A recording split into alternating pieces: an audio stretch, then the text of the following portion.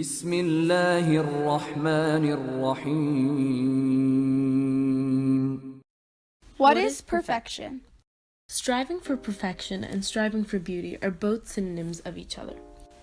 Every single day, people are trying to be the best they can be, whether it is keeping up with the latest trends or looking their best. People walk by others just like them, people who are obtaining to be perfect in an imperfect world. But even when we try to be perfect, there are always things that interfere with our path to perfection. This can be as simple as a text message from a friend, or as difficult as the influence of society on your beliefs. I guess the beauty depends on certain things. The saying, beauty is in the eye of the beholder. There are different stages in your life you observe beauty differently. When you're younger, as a teenager, you see what's popular, what's in style as beautiful. As you get older, you decide to look around you and be like, you know what, as long as I'm content, I'm healthy, that's beautiful enough. And, things change with time. Hence, people that are married, been married for about 50 years, they're not wrinkleless and they're old and they're saggy, but yet they're still beautiful to each other. We might look at them and be like, wow, they're old, but looking at them, we judge. So judgment can define beauty, I guess, but to me, I think it changes with time and with maturity. But my final answer would be, beauty means different things to different people with time.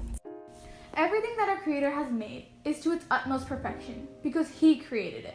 Therefore, the only way a creation can be imperfect is due to the influence of humans and humans themselves.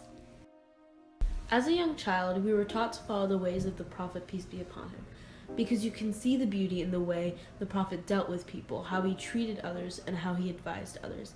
In this hadith, it was reported that the Prophet, peace be upon him, once said, "Verily Allah loves if any of you does a job, He does it with perfection." Obviously, we know we're not perfect, and even Allah knows this, but He loves it when He sees us striving for perfection.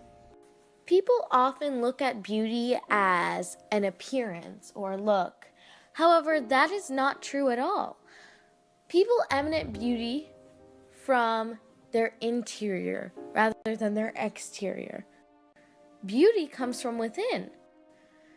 We can emanate this beauty by learning to our maximum capacity, by taking on life with humor and kindness. Making the world a better place all depends on what we think that we need to do in order to create a better community and a better environment for everyone around us. So creating a more perfect or a more beautiful world would be us fixing ourselves first. So we have to create a better characteristic, a better personality, and we have to treat others the way we want to be treated. Stop bringing hate into the picture. We just have to create a more open and an environment that everyone enjoys and loves and is comfortable in being in. So if we can perfect this part of ourselves, I think the world can truly become a better place. Making our nation a more perfect union is a goal that we can always strive towards, but I really think it's an ideal. It's a goal that we should strive towards, but we can never get to it. But in order to make our nation a more perfect union, what we need to do is we have to accept that as communities and as individuals in society, we are individually not perfect. And if we can understand these differences and learn to accept them, and even to reconcile these differences and understand that because we are indeed different, that is what makes us together better than us individually, that can make us a more perfect, or to go towards that goal of being a more perfect union.